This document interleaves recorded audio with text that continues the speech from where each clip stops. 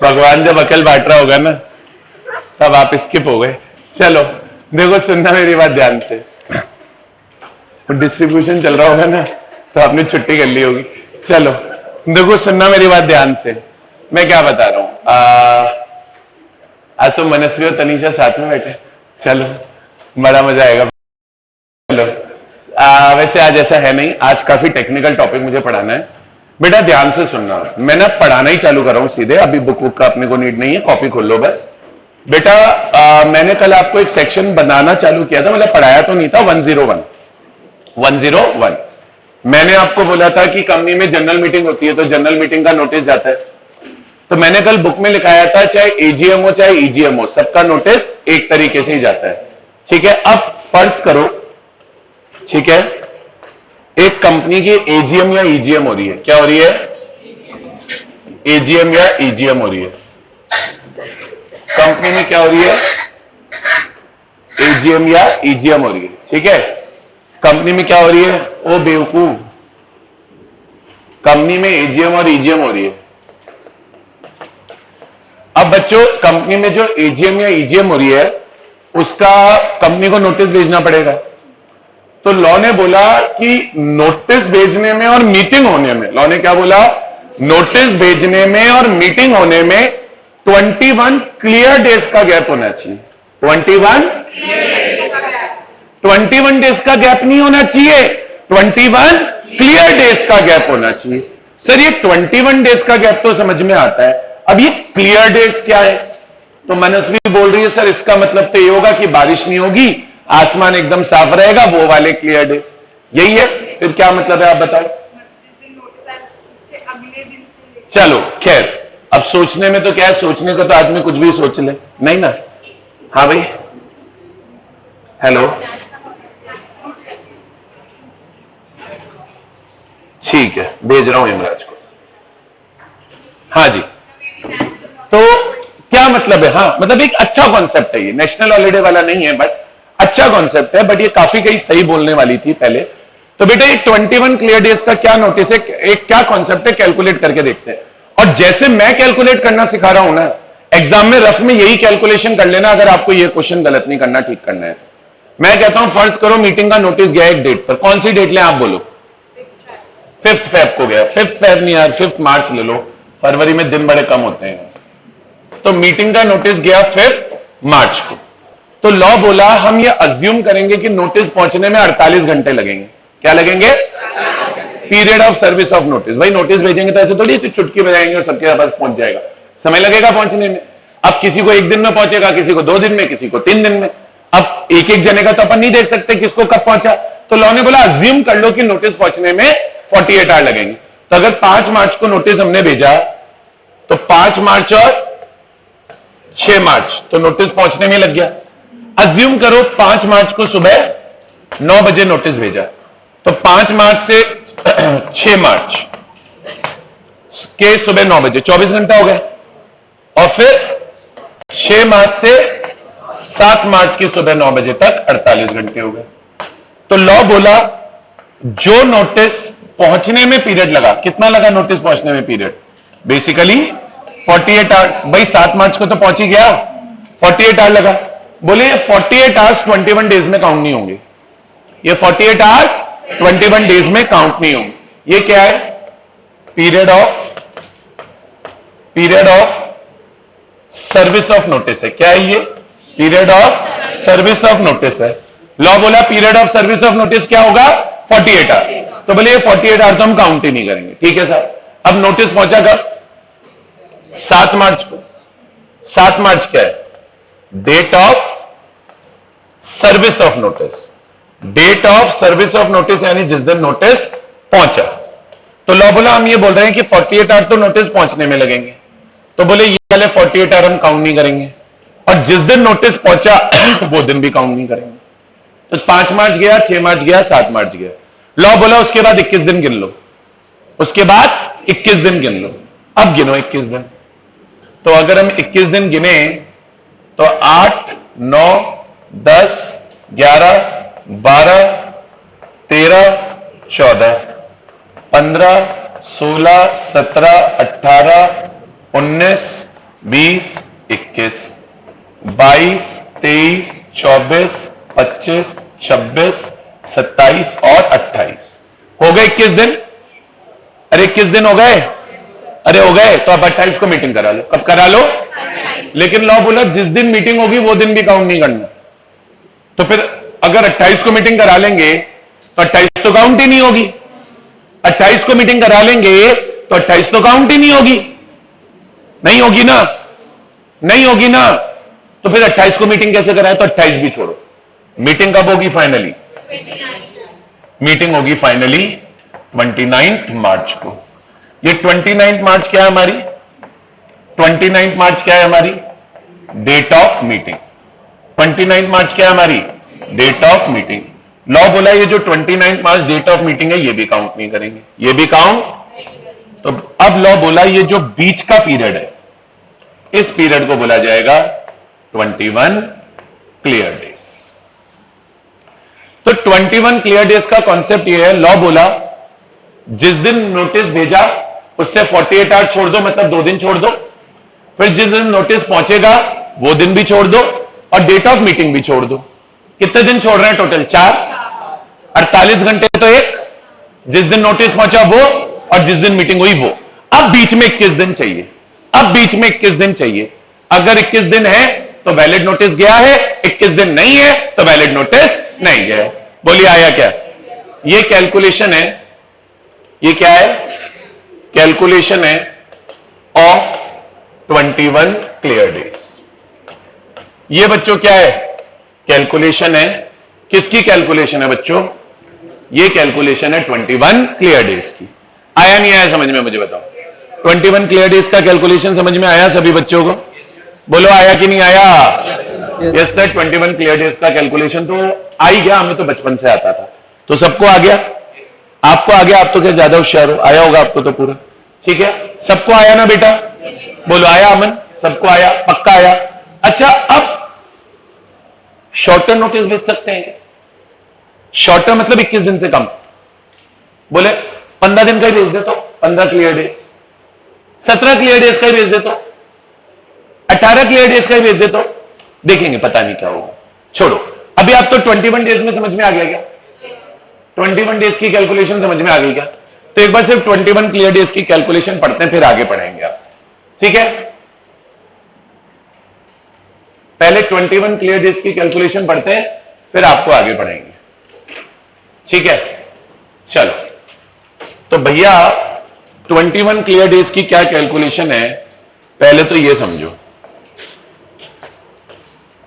पहले तो 21 clear days की क्या कॉन्सेप्ट है ये समझो, उसके बाद हम आगे डिस्कस कर पाएंगे, उससे पहले कुछ भी नहीं डिस्कस कर पाएंगे।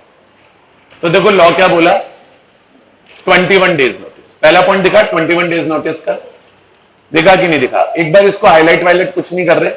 उसके बाद बच्चों में एक ये कॉन्सेप्ट दिख रहा होगा आपको शॉर्टर नोटिस का, दिख रहा है क्या कॉन्सेप्ट शॉर्टर नोटिस का? तो ये शॉर्टर नोटिस का कॉन्सेप्ट पढ़ाऊंगा। ठीक है, पहले 21 डेज का नोटिस तो देखो।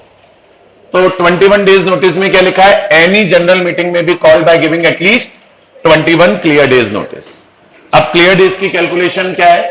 Where a notice of general meeting is send by post. अगर पोस्ट से भेजा है तो 48 घंटे, अगर ईमेल से भेजा है तो क्या बात के 48 घंटे।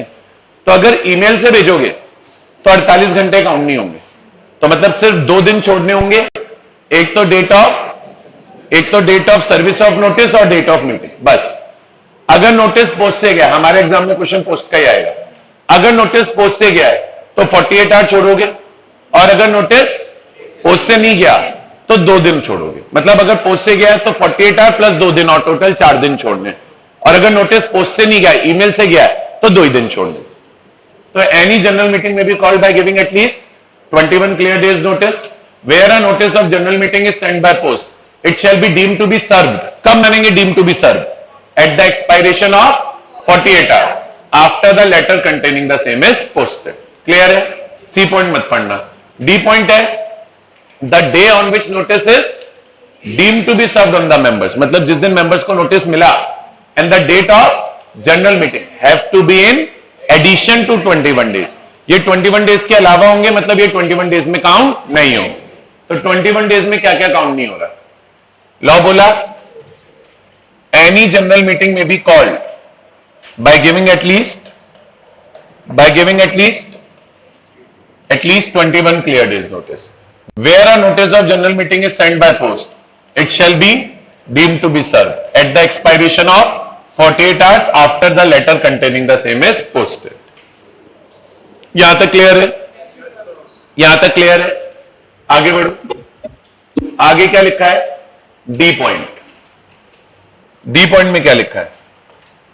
Date day on which notice is deemed to be served on the member, मतलब जिस दिन मेंबर्स को नोटिस मिला, and date of general meeting क्या होंगे? Have to be in addition to 21 days. या आप ऐसे भी लिख सकते हो will be excluded from 21 days. जैसे आपको लर्न हो जाए कर लेना, मुझे कोई दिक्कत नहीं है. बोलिए आया क्या? बोलिए आया क्या? अब ये तो हो गया कि भाई मीटिंग का नोटिस 21 क्लियर डेज में जाना है. कोई दिक्कत? कोई दिक्कत बेटा इसमें? पक्का 21 डेज की काउंटिंग सबको समझ में आई? एकदम अच्छे से आई? अच्छा, अब लॉ एक चीज और बोला. लॉ बोला बच्चों कि भाई 21 डेज की तो जो काउंटिंग थी वो थी, 21 डेज की जो काउंटिंग थी वो तो थी, पर अब कंपनी को यार मान लो मीटिंग अर्जेंटली करानी है. कंपनी के पास ये टाइम नहीं है कि डेट ऑफ नोटिस और डेट ऑफ मीटिंग के बीच में 21 डेज का गैप रखे. नहीं है टाइम यार, टाइम की बात है, नहीं है कंपनी के पास टाइम. तो अब क्या करे? लॉ बोला शॉर्टर नोटिस भेज दो. शॉर्टर नोटिस का मतलब है notice for a period less than 21 clear days. जितना शॉर्टर आपको रखना है रख लो, 15 दिन, 10 दिन, 5 दिन, 8 दिन, 10 दिन, जो आपको रखना है रख लो. लेकिन लॉ बोला अब इसमें कंपनी के शेयर होल्डर्स की अप्रूवल लेनी पड़ेगी. किसकी? कितने शेयर होल्डर्स की अप्रूवल लेनी है? लॉ बोला अगर कंपनी विद शेयर कैपिटल है तो कहानी अलग है, और कंपनी विदाउट शेयर कैपिटल है तो कहानी अलग है. बोले विद शेयर कैपिटल है तो कहानी अलग है, विदाउट शेयर कैपिटल है तो कहानी अलग है. लॉ बोला अगर कंपनी विदाउट शेयर कैपिटल है, जागो बेटा, अगर कंपनी विदाउट शेयर कैपिटल है तो बोले उतने मेंबर्स की अप्रूवल ले लो जिनके पास 95% वोटिंग पावर है. 95% वोटिंग पावर वाले अग्री हो जाए तो करा लेना साहब. और बोले अगर कंपनी विद शेयर कैपिटल है तो मेजॉरिटी मेंबर्स की अप्रूवल लेनी है. मतलब अगर 100 मेंबर है तो 51 मेंबर की अप्रूवल लेनी है. और जिन 51 मेंबर की अप्रूवल ले रहे हो उनके पास वैल्यू के हिसाब से 95% of paid up share capital company की होनी चाहिए.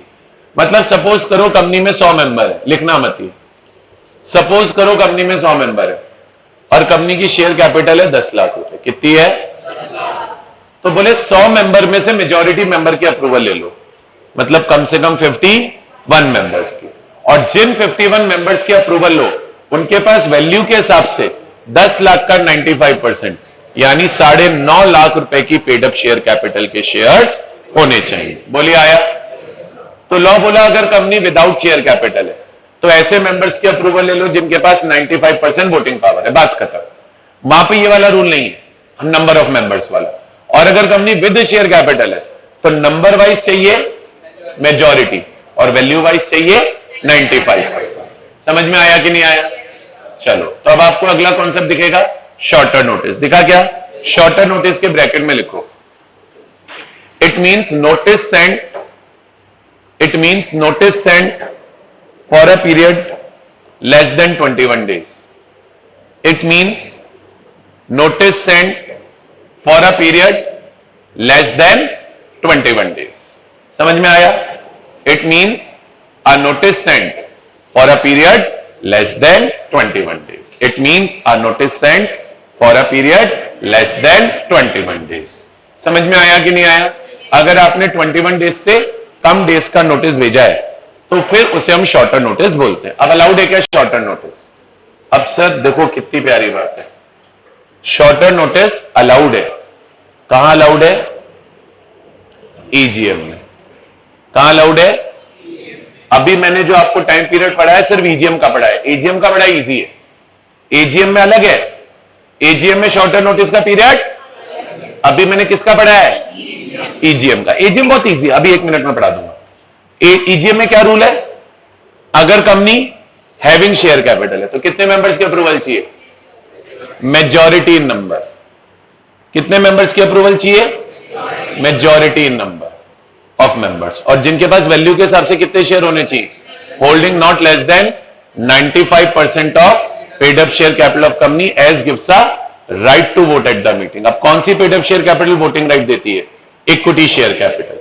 तो बेसिकली 95% किसका होना चाहिए, paid up equity share capital का होना चाहिए। समझ में आया क्या, अरे बोलो आया। और अगर कंपनी विदाउट शेयर कैपिटल है तो, अगर company has no share capital है तो फिर बोले ऐसे मेंबर्स के अप्रूवल चाहिए having not less than 95% of total voting power. Clear है क्या, अरे क्लियर है क्या।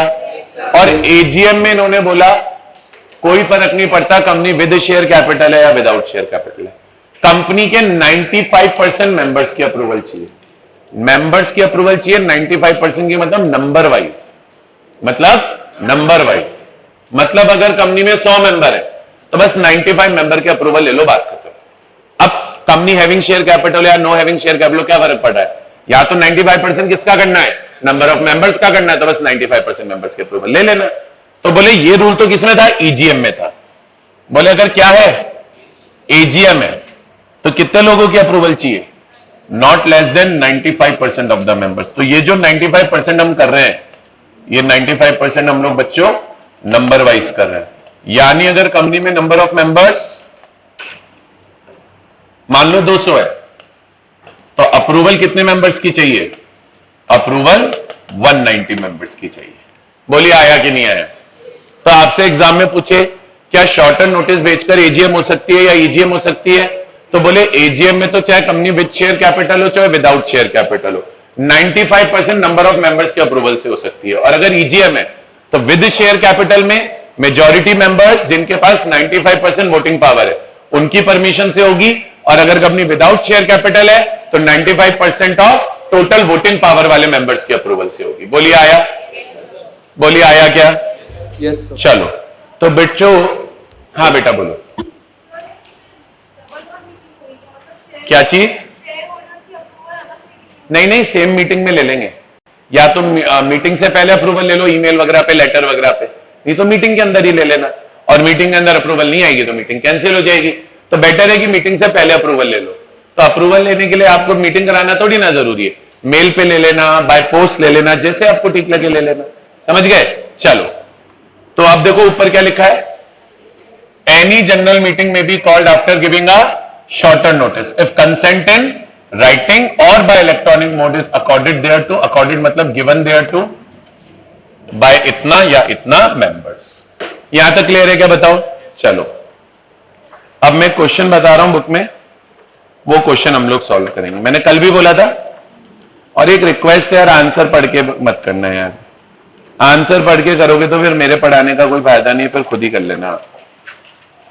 मतलब अगर आपसे सेल्फ में हो तो कर लेना, नहीं सेल्फ में हो तो छोड़ देना, मैं कराऊंगा अभी बोर्ड के ऊपर, ठीक है। मैं अभी आपको सिर्फ बोल रहा हूं करने के लिए, और अभी क्लास में करेंगे, मतलब ऐसा नहीं कि घर पे करेंगे या कहीं और करेंगे। Page number 7.76 question number 14, page number 7.76 question number 14 निकाल लिया आपने। क्वेश्चन नंबर 14 आंसर मत पढ़ना, पूरा क्वेश्चन पढ़ो और मुझे बताओ तीनों पार्ट का आंसर कौन करके देगा मुझे। मैं फिर बोल रहा हूं, आंसर मत पढ़ना, सिर्फ क्वेश्चन पढ़ो और मुझे बताओ तीनों पार्ट का आंसर कौन करके देगा। मुझे जल्दी से बताओ तीनों पार्ट का आंसर कौन करके देगा।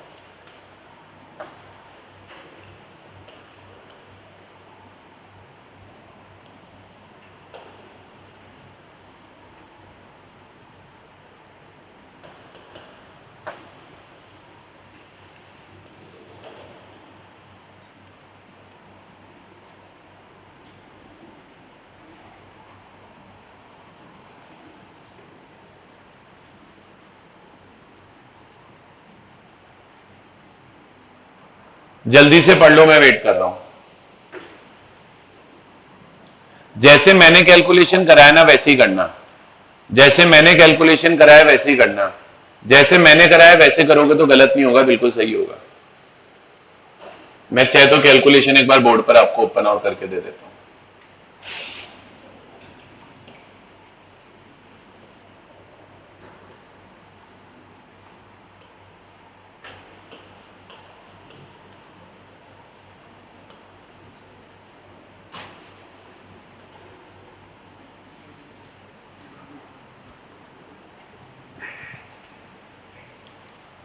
लिया? कर लिया? Yes sir. कर लिया। मैं कराऊंगा क्वेश्चन, सिर्फ आप देखना आपने सही किया था या गलत किया था। बच्चों भी इधर देखना। अब ये क्वेश्चन बोल रहा है कि कंपनी को मीटिंग करानी है 7 नवंबर को। कब करानी है? और 7 नवंबर को मीटिंग कराने के लिए उन्होंने नोटिस भेजा है 16 अक्टूबर को। यही कहानी है। तो देखो कैलकुलेशन करने का तरीका क्या है, रफ में कर लेना। कहीं नोटिस गया 16 को, तो 16 और 17 तो नोटिस पहुंचने में ही लग गई, तो 48 आवर तो ये हट गए।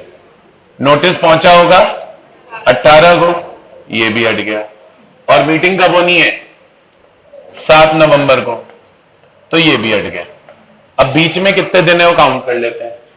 तो बीच में है 19, 20, 21, 22, 23, 24, 25, 26, 27, 28, 29, 30 और महीना है अक्टूबर, तो 31। फिर 1, 2, 3, 4, 5 और 6। तो मेरे हिसाब से अगर आप देखोगे कि बीच में कितने नंबर ऑफ डेज हो रहे हैं, तो मेरे हिसाब से बीच में 19 डेज हो रहे हैं। और चाहिए कितने थे बीच में? 21। ये कैलकुलेशन आपको रफ में कर लेनी है। तो आप बोलोगे in the given case after excluding 48 hours for service of notice and date of service of notice and after excluding date of meeting, so notice has been sent for 19 clear days, whereas it was required to be sent for 21 clear days. Therefore notice is short by 2 days.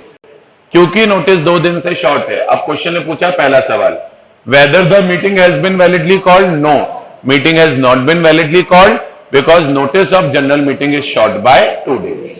अब ये meeting है कौन सी? ये meeting है AGM. तो अब आगे पढ़ेंगे। If there is a shortfall 2 days का है, state and explain by how many days the notice fall short of the statutory requirement 2 days. Can the delay in giving notice be condoned? Yes, delay in giving notice can be condoned with the consent of total 95% of the members of the company. ये इस question का answer है। आया नहीं आया समझ में बताओ? बोलो आया? साफ सुथरा क्वेश्चन है, पेपर में कभी भी गलत नहीं होना चाहिए, मार्क्स आने चाहिए। बोलिए आया नहीं आया? एग्जाम का ही क्वेश्चन है ये, ऐसा थोड़ी ना कोई मॉड्यूल वालों ने बनाया। बोलो आया? चलो तो अब एक काम करो, आप इसका आंसर पढ़ो, मैं 1 मिनट रुका हूं, फिर नोटिस के प्रोविजन बचे हुए पढ़ के खत्म करते हैं। पहले आप आंसर पढ़ लो, मैं आपका वेट कर रहा हूं।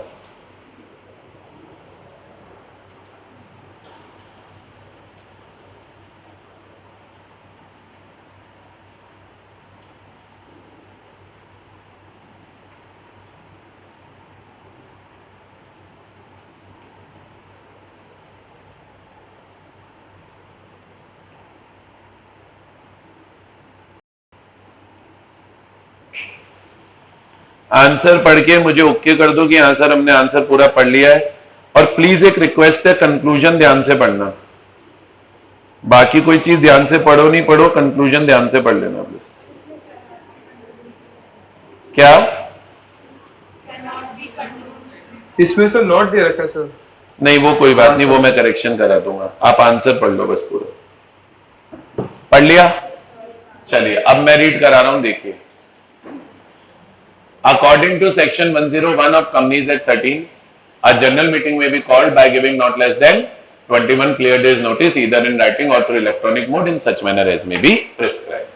Also, it is noted that 21 clear days means that date on which notice is served and date of meeting are excluded for sending notice. Further, as per rule, ये rule number मैंने वहां भी लिखा था 35 subsection sub rule 6, Companies and Corporation Rule 14 provide that in case of delivery by post, such service shall be deemed to have been effected in case of notice of meeting at the expiration of 48 hours after the letter containing the same is posted. अब question पढ़ के बताओ पहले तो, by post गया है क्या? By post गया है क्या? Very good. तो अब बोल रहा है a 21 clear days notice must be given, जो भी है जो भी है जो भी है, therefore the meeting was not validly called. Second point, as explained in one above, notice falls short by 2 days. ठीक है? Companies Act does not provide any specific regarding condonation of delay in giving of notice. ये actually पुराने module में question थी, उस time पे provision exist नहीं करता था जो प्रोविजन हमने अभी पढ़ा। ठीक है, तो अब ये प्रोविजन हम इसके अंदर ऐड कर लेंगे, इसमें थोड़ा सा हम रिवीजन कर लेंगे। पुराने मॉड्यूल का क्वेश्चन है तो अभी आंसर पुराना ही लिखा हुआ है, लिखिए इसको। The delay in calling AGM और ईजीएम कैन बी कंडोन्ड, नहीं एजीएम ही लिखो, इसमें एजीएम ही है। The delay in calling AGM can be condoned, the delay in calling AGM can be condoned, the delay in calling AGM can be condoned with the consent of 95% of the total number of members of the company, with the consent of 95% of total members of the company, with the consent of 95% of the total members of the company, with consent of 95% of the total members of the company। यहां तक clear है क्या? जल्दी बोलो। हाँ वो तो मैं शो करूंगा। हाँ नोटिस भेजने के पहले भी ले सकते हो, मीटिंग में भी ले सकते हो, वो आप पर है। क्या चीज? नहीं, आप तो अपना आंसर बता के आओगे ना। वो तो पूछा शॉर्ट टर्म नोटिस कंडोन हो सकता है क्या, तो बोले 95% मेंबर कंसेंट दे देंगे तो कंडोन होगा, नहीं देंगे तो नहीं होगा। तो ऑब्वियस सी बात है आपको मीटिंग के अंदर उसका क्या लेना पड़ेगा? कंसेंट लेना पड़ेगा। यहां तक क्लियर है? आगे बढ़िए, चलूं आगे? ठीक है। अच्छा बच्चों इधर देखना, इधर देखना। अब सर जो ये नोटिस ऑफ मीटिंग के प्रोविजन है, रिमेनिंग प्रोविजन तो क्या बड़े आसान से है, रिमेनिंग प्रोविजन तो क्या बड़े आसान से है। अभी हम पढ़ेंगे तो हमको फटाफट से आ भी जाएंगे। ठीक है, इधर देखना आप शुरुआत से। सबसे पहला बिगनिंग से लेंथ ऑफ नोटिस हो गया। अब सेकंड पॉइंट है manner of giving notice. Notice कैसे देंगे, मतलब जनरल मीटिंग का नोटिस कैसे जाएगा? बोले राइटिंग में जाएगा। राइटिंग में जाए तो registered post, speed post, courier कैसे भी भेज देना, या बोले इलेक्ट्रॉनिक मोड से जाएगा। और मैं हमेशा बताता हूं इलेक्ट्रॉनिक मोड एक ही है, ईमेल। तो क्या लिखा हुआ है इसमें, मैं हाईलाइट कुछ नहीं करूंगा। Manner of giving notice, the notice shall be given in writing या by electronic mode in such manner as may be prescribed. Writing में जाए तो स्पीड पोस्ट से भेज दिया, रजिस्टर्ड पोस्ट से भेज दिया, ठीक है। और अगर इलेक्ट्रॉनिक में जाएगा तो ईमेल से। क्या चीज?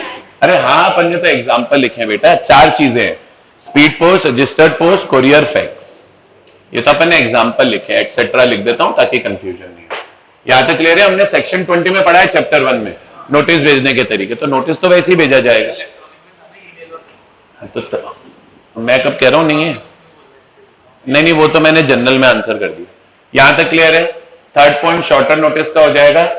अच्छा अब नोटिस का कंटेंट क्या होगा? सोचो, मतलब कितनी ऑब्वियस सी बात है। नोटिस में क्या बताएंगे? मीटिंग का डे, मीटिंग का टाइम, मीटिंग की प्लेस और मीटिंग का एजेंडा। एजेंडा मतलब business to be transacted at meeting. Meeting कर क्यों रहे हैं? मीटिंग में काम धंधे क्या करेंगे? खाना खिलाने के लिए थोड़ी ना मीटिंग करा रहे हैं, ठीक है। शादी का फंक्शन थोड़ी ना है, शादी के फंक्शन में भी फेरे तो कराते ही हैं। Content of notice, the notice shall specify place, date, day and hour of general meeting, business to be transacted at general meeting, that is agenda. अब तुम्हें याद तो कुछ नहीं होगा, लेकिन नहीं, तुमने 12th में फाउंडेशन में एजेंडा बनाना सीखा है मीटिंग का, सीखा है कि नहीं सीखा? नहीं सर हमको याद नहीं है, मत याद दिलाओ, ठीक है। याद है एजेंडा बनाना सीखा था? नहीं याद है? कितनों को याद है एजेंडा बनाना सीखा था? बस इतने से बच्चों को याद है, बहुत बढ़िया। चलो कोई ना, पढ़ाया नहीं था हमने तो, मैं तो छुड़वा ही देता हूं, है ना। पढ़ाया था क्या मैंने? अरे याद तो नहीं है ना, क्या फायदा है पढ़ाने का, कोई फायदा थोड़ी पढ़ाने का। चलिए, वो तो मैं सामने खड़ा हूं, नहीं तो दूसरे टीचर को तो बोल रहे थे हमारे सर ने पढ़ाया नहीं था हमको। चलो आधे यही बोलेंगे, देखना अभी। Business to be transacted at meeting, that is agenda. Clear है? अच्छा नोटिस भेजेंगे किसको? अब ये बहुत अच्छा पॉइंट है, सबको लगता है नोटिस सिर्फ मेंबर्स को भेजेंगे, ऐसा नहीं है। नोटिस किस किस को जाएगा ये देखना। तुझे भी चाहिए बेटा नोटिस? नहीं आ जाता है तो नोटिस किसको भेजेंगे? बोले डायरेक्टर को भी जाएगा। डायरेक्टर्स भी आते हैं मीटिंग में, हालांकि वो वोटिंग नहीं कर सकते, लेकिन मीटिंग में आते हैं। मेंबर को तो जाएगा ही। कोई मेंबर सलट गया होगा तो उसके एलआर को जाएगा, legal representative of disease member, disease माने जो मर गया। कोई दिवालिया निकल गया इसके जैसे तनीषा से, कोई इंसॉल्वेंट मेंबर है तो उसके ऑफिशियल असाइनी या रिसीवर को जाएगा, और हमको भी जाएगा, ऑडिटर्स को भी जाएगा। अब तुम्हें याद तो होगा नहीं, लेकिन हमने चैप्टर 10 पढ़ा था, ऑडिट एंड ऑडिटर्स। जिन्होंने पढ़ा है, सबने नहीं पढ़ा है। ऑडिट एंड ऑडिटर्स हमने पढ़ा था जब हम छोटे थे, तो जब हमने वो वाला चैप्टर पढ़ा था बचपन में, तो मैंने आपको पढ़ाया था कि ऑडिटर को भी मीटिंग का नोटिस जाता है, और ऑडिटर का इनफैक्ट ये राइट होता है कि उसको हर जनरल मीटिंग का नोटिस कंपनी भेजे। कौन सा सेक्शन था? 146। कौन सा सेक्शन था? 146। ठीक है, तो ब्रैकेट में लिख के छोड़ देते हैं रेफर सेक्शन 146। जब आप सेक्शन 146 जितनों ने नहीं पढ़ा है पढ़ लोगे तो यहां से लिंक कर लेना थोड़ा सा। बोलिए क्लियर है क्या? चलिए, नहीं याद आता बेटा ये सब चीजें, अपन क्या रेगुलर रिवीजन तो करते नहीं है। वो सर ने बोला था एक टाइम टेबल बना लेना, वो हम बनाते नहीं है। बहाना एक ही होता है, हमें होमवर्क बहुत मिलता है। चलिए, जिसमें से 2 सब्जेक्ट तो मैं पढ़ाता हूं, मैं बेचारा गरीब आदमी 10 दिन में एक बार होमवर्क देता हूं। ठीक है, टैक्स में क्या ही होमवर्क मिलता होगा। ठीक है, चलो तो चलो, हाँ तो अब प्रैक्टिकल सब्जेक्ट में करना ही पड़ता है भाई। आओ, हम तो क्या गरीब टीचर थ्योरी पढ़ाते हैं। बोलो आओ। हाँ, ऑडिट याद हो गई आपको? बोली कर रहे हैं, तो मैंने पूछा कर ली क्या? होगी तो हाँ, चल रही है। चलो खैर, चलती रहेगी। आओ, अब सर आपको याद नहीं होगा, मतलब मैंने जब आपको कल वो पढ़ाया था टॉपिक ईजीएम, तो ईजीएम के अंदर 2 पॉइंट कटवाए थे। देखो एक बार निकालो ना ईजीएम। मैं कोई चीज कटवा रहा हूं तो ये नहीं कि मैं छुड़वा रहा हूं, समझना आप इस चीज को। मेरे को पता है ना, जब कोई चीज डुप्लीकेशन होनी है तो मैं एक ही जगह पढ़ाता हूं उसको। सर वहां पे नोटिस ऑफ ईजीएम होगा। नोटिस ऑफ ईजीएम में पहला लिखा होगा कि स्पीड पोस्ट, रजिस्टर्ड पोस्ट और ईमेल से नोटिस जाएगा, और एंड के दोनों पॉइंट कटवा रखे होंगे। कटवा रखे हैं, ये रहे वो दोनों पॉइंट। छुड़वाया कुछ नहीं था सर, छुड़वाया कुछ नहीं है। आज अगर मैं कोई पॉइंट कटवा रहा हूं ना, तो सिर्फ इसलिए कटवा रहा हूं कि कहीं ना कहीं जाके वो वापस आना है। अब इसका मेन सेक्शन ही है, वहां सिर्फ उसके लिए रेफरेंस है।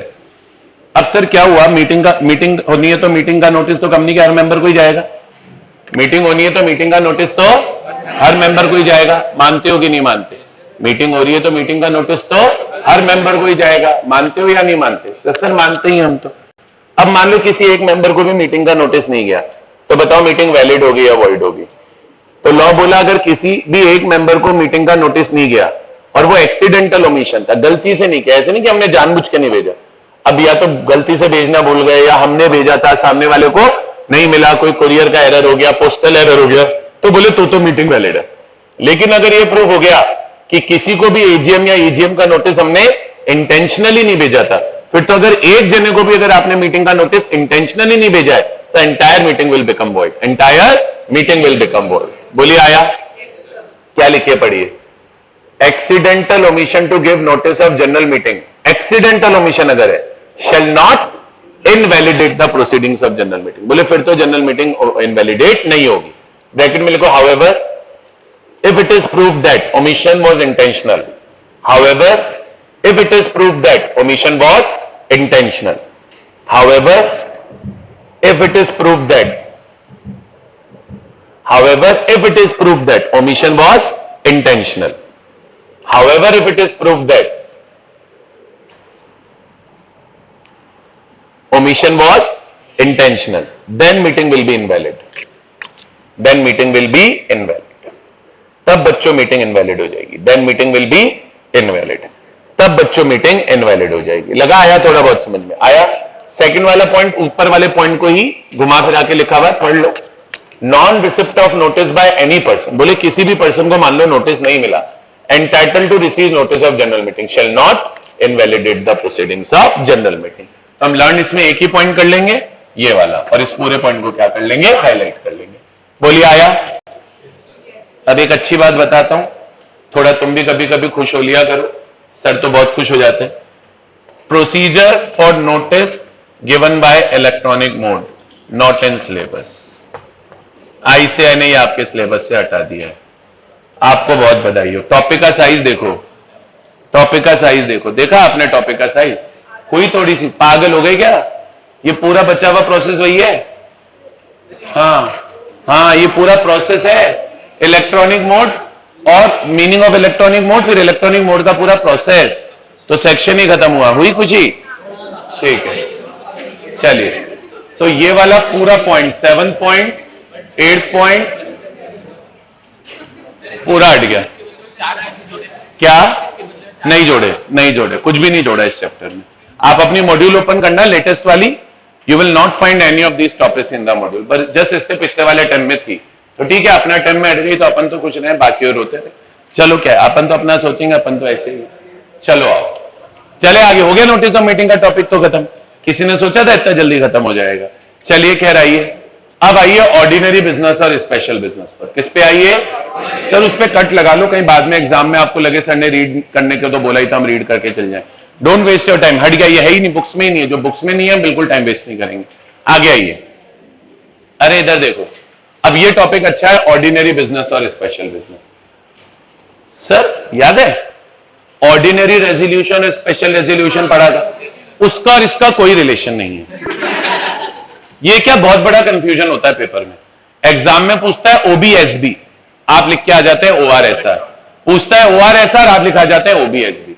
दोनों का आपस में कोई रिश्ता, कोई संबंध वास्तविकता से नहीं है। बोलिए याद रख पाएंगे क्या? अब सुनिए ओबीएसबी का कॉन्सेप्ट क्या है। सर ऑर्डिनरी क्या है? जो रोज रोज हो। स्पेशल क्या है? जो कभी कभी।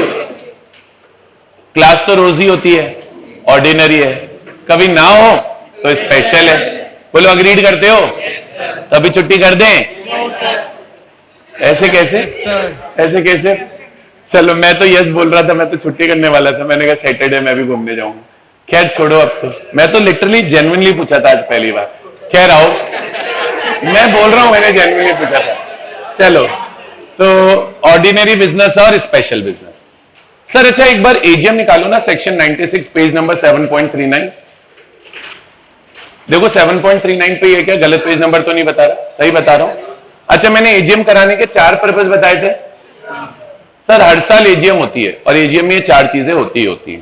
एक तो अडॉप्ट किए जाते हैं फाइनेंशियल स्टेटमेंट। अडॉप्ट करना मतलब होता है अप्रूव करना।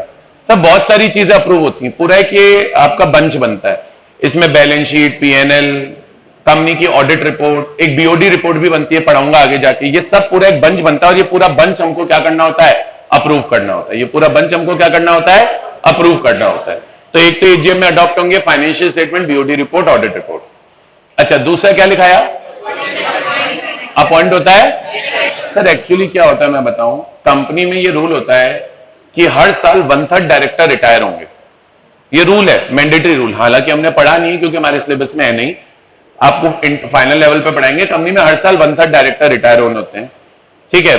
तो जैसे आज मान लो एक कंपनी में 1 2 3 4 5 6 7 और 8 डायरेक्टर है, तो 8 का 1/3 रिटायर होगा। तो 8 का 1/3 करो कितना आता है पहले तो बताओ। 8 का 1/3 कितना? 2.67, तो राउंड ऑफ करके कितना हो गया? 3। तो 3 डायरेक्टर रिटायर होंगे एजीएम में। फिर जो डायरेक्टर रिटायर होंगे उनकी जगह नए डायरेक्टर अपॉइंट होंगे। ये होता है एक तो एजीएम में दूसरी चीज क्या होती है? Appointment of new directors in place of those retiring. इन्हें बोलते हैं रिटायरमेंट बाय रोटेशन। क्या बोलते हैं? रोटेशन हो रहा है डायरेक्टर का। ये नहीं कि जिंदगी भर 8 ही लोग कंपनी में कब्जा करके बैठे हैं, डायरेक्टर बन के बैठे हैं। तो डायरेक्टर्स का क्या हो रहा है? रोटेशन। हर साल 1/3 डायरेक्टर रिटायर होता है और फीफो होता है, फर्स्ट इन फर्स्ट आउट। जो डायरेक्टर पुराने होंगे वो पहले रिटायर होते हैं। बोलिए आया?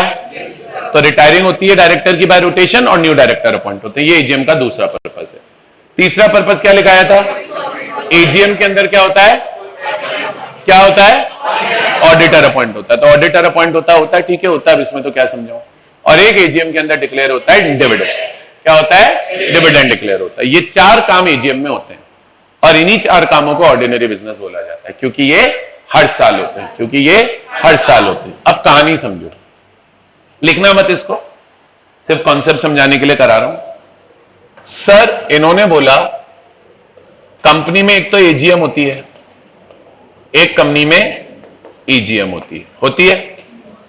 इन्होंने बोला कंपनी में एक तो एजीएम होती है और एक कंपनी में एजीएम होती है, बोला इन्होंने।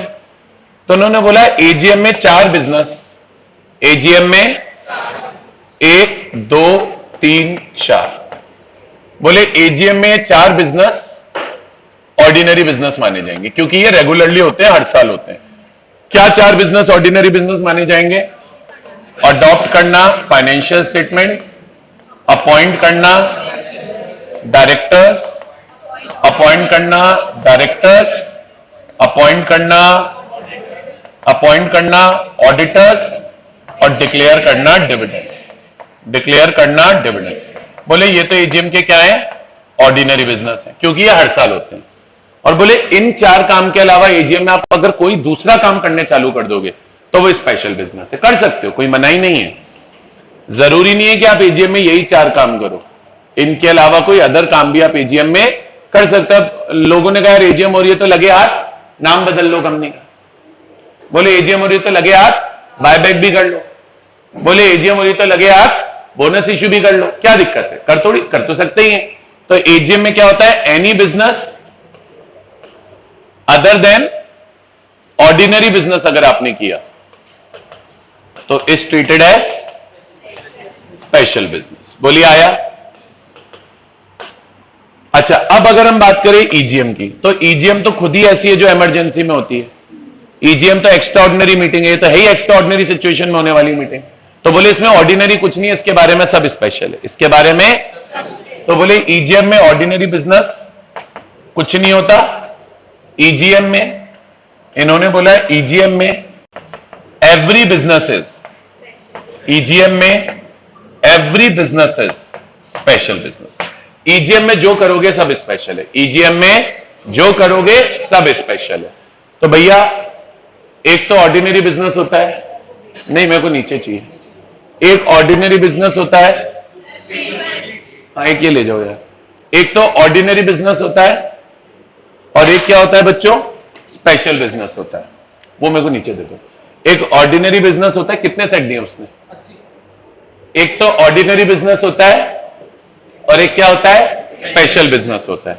तो ईजीएम के अंदर तो सब स्पेशल है, ऑर्डिनरी कुछ भी नहीं है। एजीएम में 4 चीजें ऑर्डिनरी है और बाकी सब स्पेशल है, ठीक है। अब लॉ ये बोला अगर एजीएम में ऑर्डिनरी बिजनेस करना है तो ठीक है कर लो। बोले लेकिन अगर एजीएम में स्पेशल बिजनेस करना है, एजीएम में क्या करना है, स्पेशल बिजनेस करना है।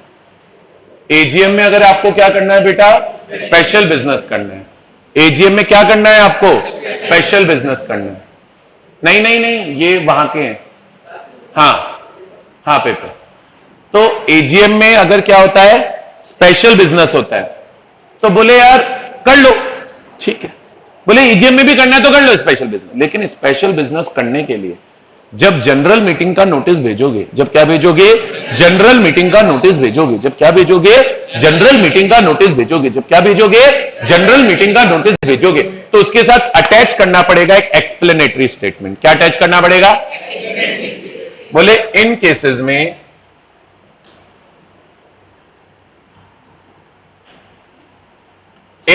में क्या बोल रही है, इन केसेस में आपको नोटिस ऑफ जनरल मीटिंग के साथ, किसके साथ, नोटिस ऑफ जनरल मीटिंग के साथ अटैच करना पड़ेगा एक्सप्लेनेटरी स्टेटमेंट। क्या अटैच करना पड़ेगा, बोले आपको अटैच करना पड़ेगा एक्सप्लेनेटरी स्टेटमेंट। क्या अटैच करना पड़ेगा बताओ, एक्सप्लेनेटरी स्टेटमेंट। अब आप मेरे से पूछोगे अरे सर ये एक्सप्लेनेटरी स्टेटमेंट क्या होता है। लॉ ने बोला कुछ नहीं होता बच्चों। लॉ बोला ये जो एक्सप्लेनेटरी स्टेटमेंट होता है ना, इसमें स्पेशल बिजनेस से जुड़ी, किससे जुड़ी, मेन 3 बातें बतानी है। मेन एक तो स्पेशल बिजनेस से जुड़े सभी मटेरियल फैक्ट्स, मटेरियल फैक्ट यानी सभी जरूरी बातें। एक तो स्पेशल बिजनेस से जुड़े सभी मटेरियल फैक्ट। मटेरियल फैक्ट जैसे मान लो बायबैक हो रहा है, स्पेशल बिजनेस बायबैक है, तो कितने नंबर ऑफ शेयर बायबैक करेंगे, किससे करेंगे, कब करेंगे, क्यों कर रहे हैं, बायबैक प्राइस क्या होगी, कब तक कंप्लीट करेंगे, एटसेट्रा एटसेट्रा। तो एक तो स्पेशल बिजनेस से जुड़े सभी मटेरियल फैक्ट्स बताने। दूसरा, अगर जो हम स्पेशल बिजनेस कर रहे हैं उसमें कोई पर्सनल इंटरेस्ट है, उसमें कोई पर्सनल इंटरेस्ट है कंपनी के डायरेक्टर्स वगैरह का, तो वो बताना है। अब पर्सनल इंटरेस्ट कैसे हो सकता है, सपोज करो कंपनी बायबैक ऑफ शेयर कर रही है और बायबैक ऑफ शेयर डायरेक्टर से ही कर रही है, तो डायरेक्टर का पर्सनल इंटरेस्ट हो गया। डायरेक्टर की बीवी से कर रही है, उसका पर्सनल इंटरेस्ट हो गया। डायरेक्टर के भाई से कर रही है, पर्सनल इंटरेस्ट हो गया। तो भैया अगर जो भी आप स्पेशल बिजनेस कर रहे हो उसमें कोई डायरेक्टर का पर्सनल इंटरेस्ट है तो एक वो बता दो, और एक मान लो हम जो स्पेशल बिजनेस कर रहे हैं उसमें कोई अदर कंपनी भी इन्वॉल्व है। कौन इन्वॉल्व है, और उस अदर कंपनी में कंपनी के डायरेक्टर्स के पास 2% शेयर्स हैं। कितने हैं, 2% शेयर से, तो फिर वो भी बताना पड़ेगा। मान लो स्पेशल बिजनेस में कोई दूसरी कंपनी भी इन्वॉल्व है, अब दूसरी कंपनी कैसे इन्वॉल्व हो सकती है? मान लो स्पेशल बिजनेस ये है कि हमारी कंपनी का दूसरी कंपनी से अमालगामेशन कर लेते हैं। पढ़ लिया होगा अमालगामेशन अकाउंट में? नहीं पढ़ा? अच्छा चलो, मेरे को भी नहीं आता। बट अमालगामेशन में होता है दो कंपनी जुड़ के एक हो जाती है। जैसे नहीं होता आइडिया और वोडाफोन का, पहले वोडाफोन था, फिर आइडिया था, फिर ये वी हो गए, है ना, हुए ना, ये अमालगामेशन है। अब अमालगामेशन करिए हमारी कंपनी फलानी कंपनी के साथ, और फलानी कंपनी में हमारे डायरेक्टर के पास 2% या उससे ज्यादा शेयर है, तो ये भी आपको एक्सप्लेनेटरी स्टेटमेंट में बताना पड़ेगा।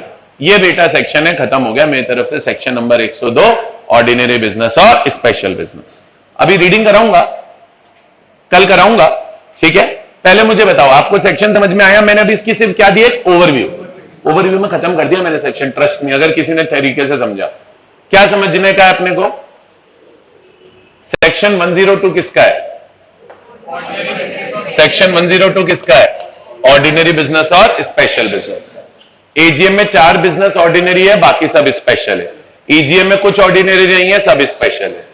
अगर मीटिंग में स्पेशल बिजनेस करना है तो नोटिस के साथ अटैच करना है एक्सप्लेनेटरी स्टेटमेंट।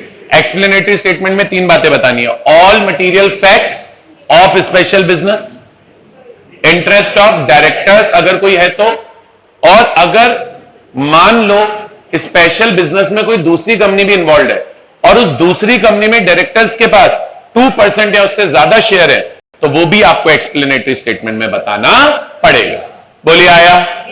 ये बेसिक सेक्शन है 102। और अगर आपने बिना एक्सप्लेनेटरी स्टेटमेंट भेजे notice of general meeting send किया तो that meeting will be void, that meeting will be void. बोलिए आया? ड्रॉ द डायग्राम, जल्दी से बना लीजिए प्लीज। आपको क्या लग रहा था मैं फालतू में इतनी मेहनत कर रहा हूं? चलिए जल्दी से बनाओ, फटाफट से बनाओ। सर इतना सा भी